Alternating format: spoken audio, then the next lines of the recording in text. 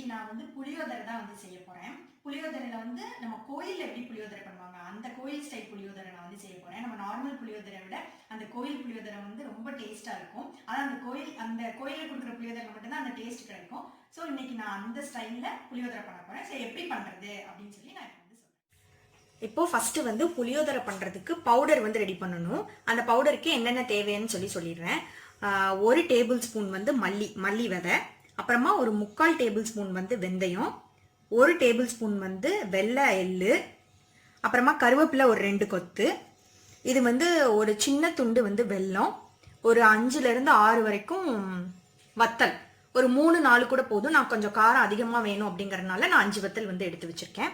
அப்புறம் 1 table spoon வந்து மிளகு, 1 டேபிள் ஸ்பூன் வந்து உளுந்து பருப்பு, 1/2 டேபிள் ஸ்பூன் வந்து கடலைப்பருப்பு, அப்புறம் இங்கே வந்து வேர்க்கடலை கொஞ்சமாக வந்து வேர்க்கடலை வறுத்து வந்து எடுத்து வச்சிருக்கேன். அப்புறம் ஒரு எலுமிச்சம்பழம் சைஸ் வந்து புளி, அதை வந்து ஊற வச்சிருக்கேன். இதை வந்து கரைச்சி எடுத்துக்கணும். இங்கே வந்து தாளிக்கிறதுக்கு தேவையானது கொஞ்சமாக கடுகு, உளுந்தம்பருப்பு, அதுக்கப்புறமா கடலைப்பருப்பு, கொஞ்சம் ஒரு அரை டீஸ்பூன்லேருந்து 3/4 டீஸ்பூன் வரைக்கும் மஞ்சள் பொடி, 2 அல்ல 3 வத்தல் வந்து கிள்ளி வச்சிருக்கேன். பெருங்காயத்தூள் வந்து 1/2 டேபிள் ஸ்பூன். இங்கே தாளிக்கிறதுக்கு வந்து கருவேப்பிலை. அவ்வளோதான். ஃபர்ஸ்ட் பவுடர் பண்றதுக்கு இது எல்லாத்தையும் நம்ம வந்து இது ஏற்கனவே வறுத்து எடுத்தது தான். ஆனால் இதை மட்டும் நம்ம வந்து வறுத்து எடுத்துக்கலாம். ஃபர்ஸ்ட் கடலைப்பருப்பு வந்து போட்டுறேன். அதுக்கப்புறமா உளுந்தம்பருப்பு, இந்த ரெண்டையும் வந்து நல்லா வந்து வறுத்துடலாம். இப்போ இந்த கலர் வந்து மாறி இருக்குல்ல, கலர் சேஞ்ச் ஆயிருக்குல்ல, இந்த கடலைப்பருப்பும் வந்து உளுந்தும். இந்த டைம்ல வந்து மிளகு போட்டு கொஞ்ச நேரம் வந்து வறுத்தா போதும். அந்த மிளகு ஸ்மெல் வரும். வந்தவுடனே இதை வந்து தட்டுக்கு வந்து மாற்றிடணும். இப்போ வந்து மல்லியும் வத்தல் அதையும் வந்து வறுத்து எடுத்துக்கணும்.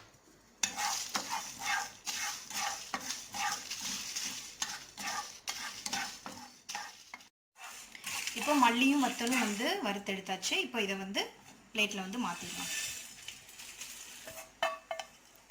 இப்போ அடுத்து வெந்தயம் வந்து ஒரு 2லேருந்து 3 ஒரு 5-6 செகண்ட் வறுத்தா போதும். உடனே வந்து கலர் வந்து மாறிடும்.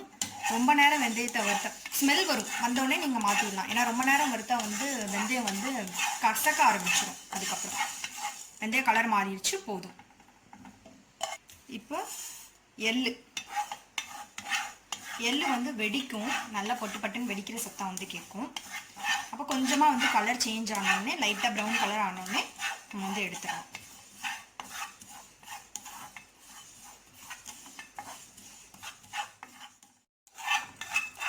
இப்போ வந்து எள்ளும் வந்து வறுத்து எடுத்தாச்சு. இப்போ அதை ஒரு பிளேட்டுக்கு வந்து மாற்றிடலாம். இப்போ அடுப்பை ஆஃப் பண்ணிட்டு பேன் வந்து அதே ஹீட்டில் வச்சுட்டு கருவேப்பிலை இருக்குல்ல, அதை வந்து லைட்டாக வந்து வறுத்துட்டு அதையும் நம்ம வந்து மாற்றி பவுடர் பண்ணி எடுத்துடலாம். இப்போ இது எல்லாத்தையுமே வந்து வறுத்து எடுத்து வச்சுருக்கேன். இதுக்கு வந்து கொஞ்சம் நேரம் நல்லா ஆறட்டும். நல்லா ஆறுனதுக்கப்புறம் இதை பவுடர் பண்ணி நம்ம எடுத்துக்கலாம். இப்போ நம்ம வந்து அதை வந்து பவுடர் பண்ணி எடுத்தாச்சு, வறுத்தது எல்லாத்தையும். இப்போ அது ஃபஸ்ட்டு ஆயில் ஊற்றிடலாம். ஒரு பேனில் 2 டேபிள் ஸ்பூன் வந்து நம்ம சாதாரண குக்கிங்க்கு யூஸ் பண்ணுவோம்ல அந்த ஆயில், அப்புறம் ஒரு 4 டேபிள் ஸ்பூன் வந்து நல்லெண்ணெய். எண்ணெய் வந்து நிறைய தான் ஊற்றணும். நல்லா ஊற்றிக்கோங்க. அப்போ தான் வந்து புளியோதரை வந்து நல்ல டேஸ்ட்டாக இருக்கும். நல்லெண்ணெய் ஊற்றி செஞ்சால் தான் ரொம்ப நல்லாயிருக்கும். எண்ணெய் வந்து சூடாகட்டும். எண்ணெய் சூடானதுக்கப்புறமா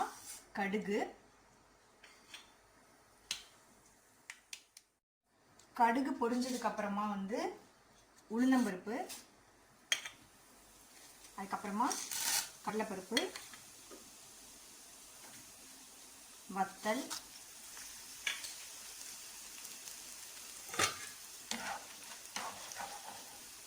இப்போ நம்ம வறுத்து எடுத்து வச்சிருந்தோம்ல அந்த கடலைப்பருப்பு, அதையும் போட்டு நல்லா வந்து வறுக்கணும். இப்போ கருவேப்பிலை, லாஸ்ட்டாக வந்து அந்த நம்மளோட பெருங்காயத்தூள் கடைசியாக போட்டுக்கோங்க.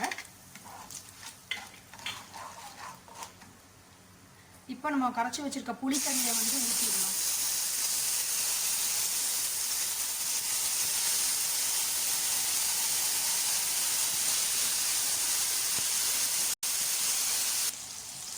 இப்போ வந்து உப்பு தேவையான அளவு வந்து உப்பு போட்டுக்கோங்க. உப்பு போட்டு நல்லா கிண்டி விட்டுருங்க. இது வந்து நல்லா வந்து கொதிக்கட்டும். நல்லா கொதிச்சு நல்லா கட்டியாகி வந்து வரணும். நல்லா கட்டியாகி வந்ததுக்கப்புறமா இதில் நம்ம அந்த பவுடர்லாம் சேர்த்து இறக்கலாம். இப்போ வந்து இந்த புளி நல்லா கட்டியாகி வந்ததுக்கப்புறம் நான் உங்களுக்கு வந்து காமிக்கிறேன். நல்லா கொதிக்கட்டும்.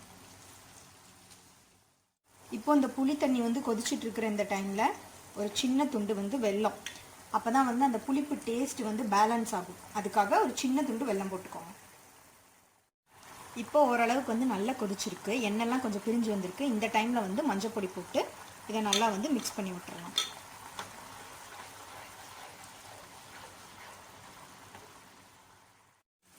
இப்போ பாருங்கள் நல்லா வந்து கட்டி ஆயிடுச்சு. நம்ம ஊற்றும் போது புளி தண்ணி வந்து எவ்வளோ தண்ணியாக இருந்தது. இப்போ எண்ணெய்லாம் நல்லா பிரிஞ்சு வந்து நல்லா கட்டி ஆயிடுச்சு. இந்த டைமில் வந்து நம்ம பண்ணி வச்சுருக்கிறோம்ல பவுடர், ஃபஸ்ட்டு நம்ம திரிச்சு வச்சுருந்தோம்ல, இந்த பவுடரை வந்து இதில் நான் வந்து போட போகிறேன். தெரியுதா? இதை வந்து இதில் வந்து மிக்ஸ் பண்ணிடலாம். இப்போது ஒரு 3 ஸ்பூன் போடுறேன்.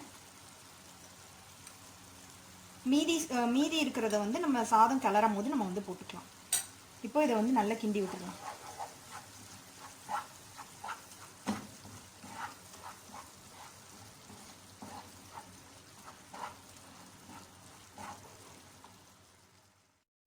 பவுடர் வந்து போட்டுட்டு ரொம்ப நேரம் வந்து வச்சிருக்கணும்னு அவசியம் இல்லை. லைட்டாக கிண்டி விட்டுட்டு ஒரு 2 நிமிஷம் அடுப்பில் இருந்தால் போதும். ஏன்னா ஏற்கனவே நம்ம அதை வந்து வறுத்து தான் வந்து திரிச்சிருக்கோம். அதனால இப்போது இதை சாதத்தில் போட்டு நல்லா மிக்ஸ் பண்ணி எடுத்துடலாம்.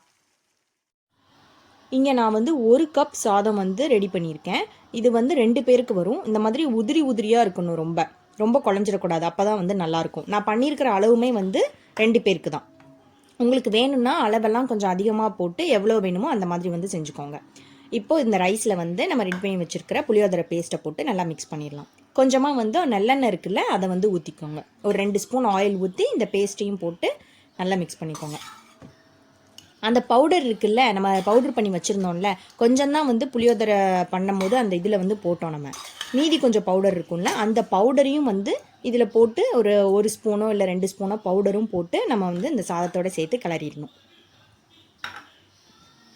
டேஸ்ட் வந்து பாருங்கள், உப்பு வந்து எப்படி இருக்குன்னு சொல்லி. ஒரு வேளை உப்பு கொஞ்சம் கம்மியாக இருந்ததுன்னா உப்பு வந்து போட்டுக்கோங்க. எனக்கு வந்து கரெக்டாக தான் இருக்குது. நீங்கள் செய்யும் போது கம்மியாக இருந்தால் போட்டுக்கோங்க.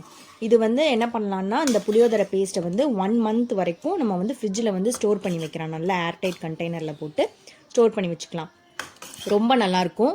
ரொம்ப ஈஸியும் கூட. என்றைக்காவது வந்து ஃப்ரீ டைமில் வீக்கெண்டில் வந்து நம்ம செஞ்சு வச்சிட்டோன்னா, வீக் டேஸில் என்றைக்காவது நம்ம பிஸியாக இருந்தோன்னா டக்குன்னு ரைஸை வந்து பண்ணி இந்த பேஸ்ட்டை போட்டு லைட்டாக எண்ணெய் ஊற்றி இந்த மாதிரி நம்ம செஞ்சு கொண்டு போகலாம். ஸோ சூப்பராக இருக்கும் டேஸ்ட்டு. நீங்களும் இதை வந்து செஞ்சு பார்த்துட்டு எப்படி இருக்குன்னு சொல்லுங்கள்.